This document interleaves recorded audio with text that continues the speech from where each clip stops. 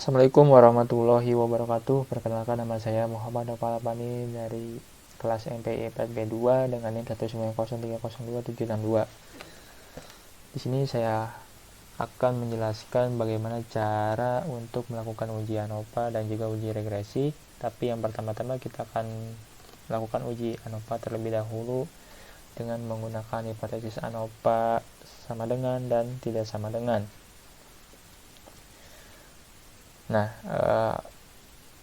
jadi di uji ANOVA ini kita akan menguji rata-rata dari beberapa grup atau lebih dari 2 kelompok. Yang dimana dari hasil tersebut akan memberikan gambaran dari beberapa grup ini apakah mempunyai nilai rata-rata yang sama atau tidak. Nah, yang dimana HO ini tidak terdapat perbedaan rata-rata semua kelompok, dan juga untuk H1 tidak terdapat perbedaan rata-rata semua kelompok. Nah, kita langsung saja masuk ke data dari uji ANOVA ini. Nah, yang dimana data tersebut mengatakan bahwa tingkat ketertarikan terhadap produk sabun muka dari skala 1 hingga 10. Dan terdapat 3 produk A, B, sama C, dengan masing-masing setiap produk ini mempunyai responden yang sama, yaitu berjumlah 30 responden. Kita copy saja produk sama responnya ke aplikasi SPSS. Nah, nanti setelah dipindahkan atau copy paste di data view, kita ubah dulu namanya dari kode menjadi nama seperti ini, produk dan respon dari variable view ini. Kemudian untuk produk kita desimalnya nolkan saja. Lalu untuk value labelsnya seperti berikut ini, dari value 1 sampai 3 dengan kategori produk A, B, sama C. Klik OK. Kita akan lanjutkan untuk mencari hasil uji ANOVA tersebut. Kemudian kita klik analyze, lalu kita ke components, lalu kita ke one way ANOVA. Nah, kita pindahkan terlebih dahulu. Nah, untuk produk kita pindahkan ke faktor, untuk respon kita pindahkan ke dependent list. Kita ke klik optional, kita centang kedua bagian ini, klik continue, klik OK, maka akan ada hasilnya seperti berikut ini. Hasil dari uji ANOVA tersebut terdapat beberapa bagian, salah satunya bagian deskriptif, terdapat bagian mean ataupun rata-rata dari produk A, B, C, serta rata-rata total dari ketiga produk tersebut, yaitu totalnya adalah 6,2889 dengan total dari seluruh responden, yaitu berjumlah 90 responden. Nah, di sini terdapat ini ANOVA atau terdapat F hitung, yang dimana ataupun ANOVA ini yaitu untuk melakukan pengujian dari hipotesis apa awal, apakah terdapat perbedaan dari produk A, B, C, yaitu dengan membandingkan nilai F hitung ini dengan nilai F tabel. Nah, sini kita akan membandingkan nilai F hitung ini dengan F tabel. Nah, dengan mengikuti DF-nya adalah 2, dan juga untuk ininya, untuk penyebutnya adalah 88. 88 itu didapat dari 90 dikurangi 2. Dan untuk ininya signifikansinya sebesar 5% atau 0,05. DL-nya berada di posisi 2 dengan penyebut di penyebut 88. Hasilnya adalah 3,10. Nah, Jadi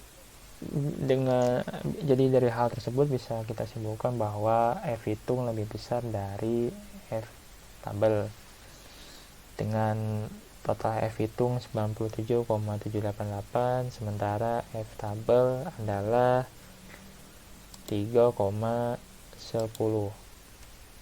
Jadi bisa ditarik kesimpulan bahwa dengan menggunakan taraf signifikansi 5%, dapat disimpulkan bahwa HO ini ditolak dan H1 diterima. Maka dari hal tersebut kita bisa lihat bahwa terdapat perbedaan rata-rata pada setiap produk A, B, sama C. Seperti itu. Dan selanjutnya kita akan masuk kepada uji regresi. Nah, uji regresi itu terbagi pada dua bagian, yaitu ada uji regresi linear sederhana dan juga uji regresi linear berganda. Tapi untuk yang pertama-tama kita akan menggunakan uji regresi linear sederhana dulu. Nah, uji regresi ini yaitu sebuah pengujian statistik untuk menguji apakah ada pengaruh antara variabel independen dengan variabel dependen. Nah, di sini kita menggunakan hipotesis uji regresi seperti sebelumnya dengan tingkat HO-nya yaitu variabel independen tidak mempengaruhi variabel independen, dan juga untuk H1 itu variabel independen mempengaruhi pada variabel dependen. Nah, baik, kita langsung masuk saja ke dalam data dari uji regresi linear sederhana ini. Yaitu terdapat variabel X yaitu speed dan juga Y adalah distance. X adalah independen, variabel independen, dan juga Y adalah dependen. Dengan jumlah total dari seluruh responden yang ada di sini sebesar kurang lebihnya 50. Dan kita langsung saja pindahkan data dari speed dan distance ini ke aplikasi SPSS. Kita pindahkan dan tak lupa kita ubah namanya di sini. Setelah itu kita lanjut untuk mencari uji regresi linear sederhana ini. Untuk yang pertama-tama kita klik analyze, terus kita ke regression, terus kita ke linear. Nah, di sini karena kita hanya menggunakan satu variabel bebas saja dan satu variabel terikat, maka speednya ini ada di independen dan juga distance ada di sini dependen.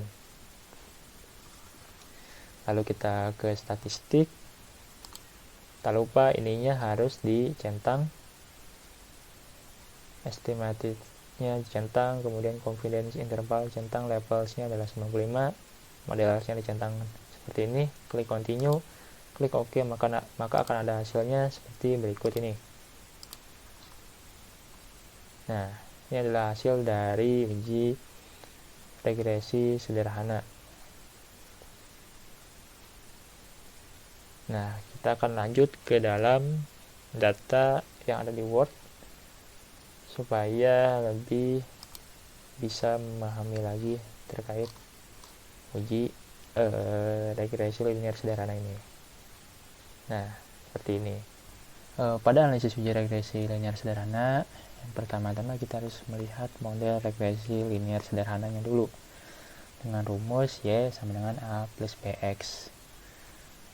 A ini merupakan output dari koefisien yang dimana merupakan hasil dari konstan dengan nilai minus 17,631 dan berada di bagian koefisien B. Dan juga untuk BX merupakan perwakilan dari ataupun yang mewakili dari variabel independen dan bebas dengan nilai 3,934. Nah, kenapa minus? Karena pada bagian nilai speed itu plus, tidak minus.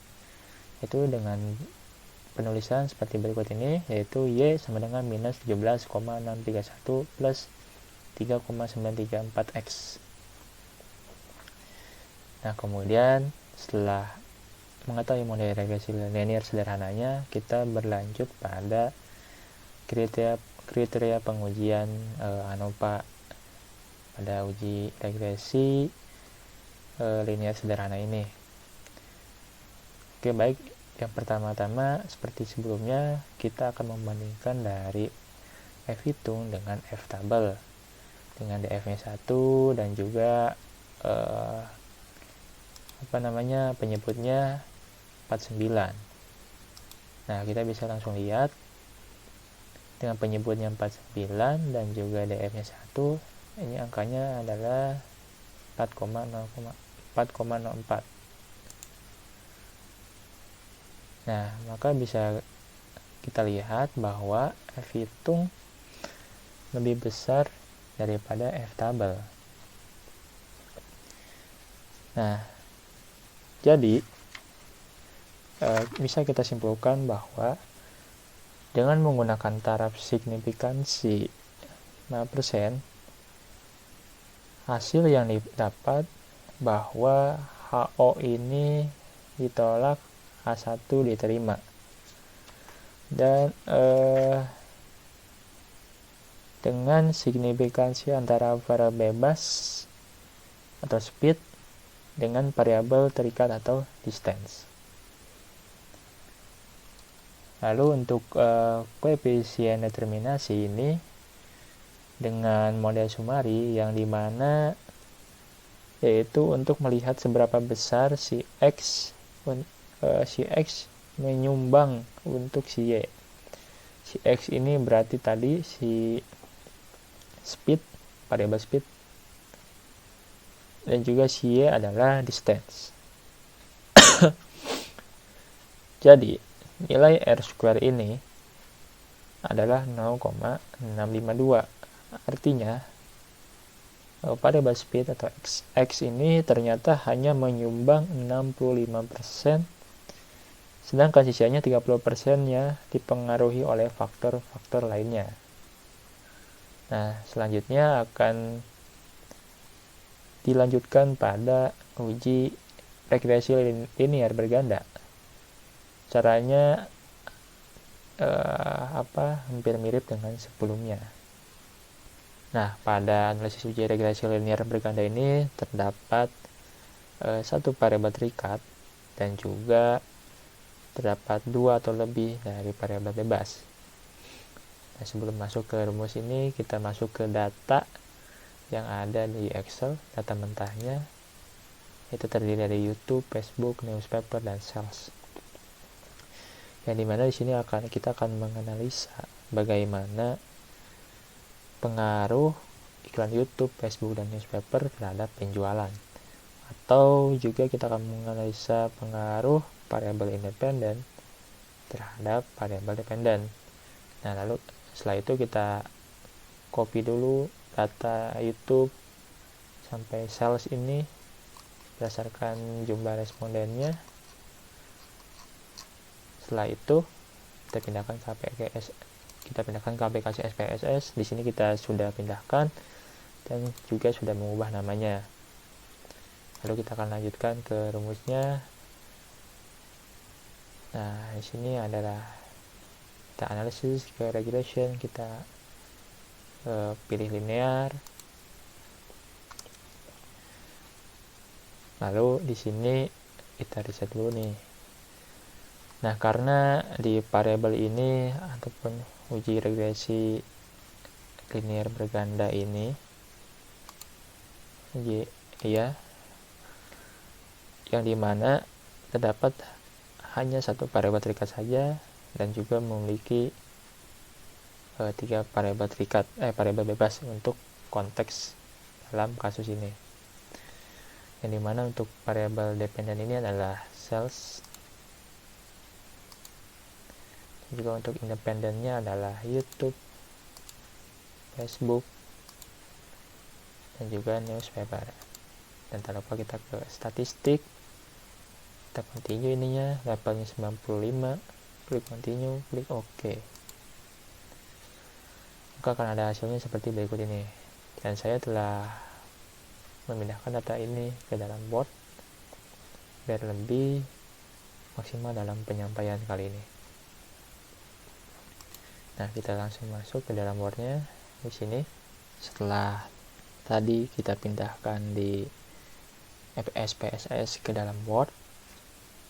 Nah, di sini yang pertama-tama pada analisis uji regresi linear berganda, yang pertama itu ada model regresi linear berganda dengan rumus Y BO plus B1 X1 plus dan seterusnya sampai BK XK. Nah, untuk BO ini merupakan konstan atau nilai dari variabel dependen. Sementara YouTube, Facebook, dan newspaper adalah variabel merupakan hasil dari variabel independen dengan nilai seperti berikut ini: 0,007 X1 untuk YouTube, dan juga 0 ditambah 0,0115 X2 untuk Facebook, ditambah 0,003 X3 untuk newspaper. Nah, di sini bisa kita lihat untuk menilai regresi linear bergandanya pada rumus ini yang di atas dengan mengikuti hasil dari koefisien pada bagian B yang terdapat dari variabel dependen dan juga independen. Nah, dilanjut pada kriteria pengujian. Setelah selesai kita menganalisa model regresi linear berganda, dilanjut pada kriteria pengujian, yang dimana di sini kita bisa lihat, kita bisa membandingkan langsung F hitung ini dengan SIG. F hitung ini lebih besar daripada SIG, yang dimana bisa diartikan bahwa F hitung ini adalah YouTube, Facebook, dan newspaper, sementara SIG adalah ini konstan atau sales. Ini bisa diartikan bahwa YouTube, Facebook, dan newspaper berpengaruh signifikan terhadap sales dengan DF-nya 3. Dan dilanjut di sini kita bisa melihat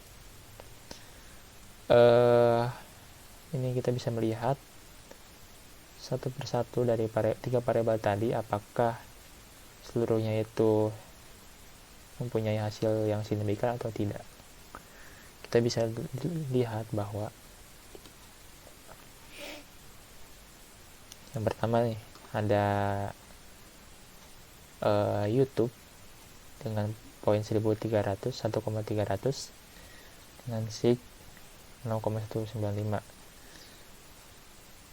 Maka bisa kita simpulkan bahwa YouTube berpengaruh terhadap sales, berpengaruh signifikan terhadap sales, sementara Facebook dan newspaper di bawah nilai SIG.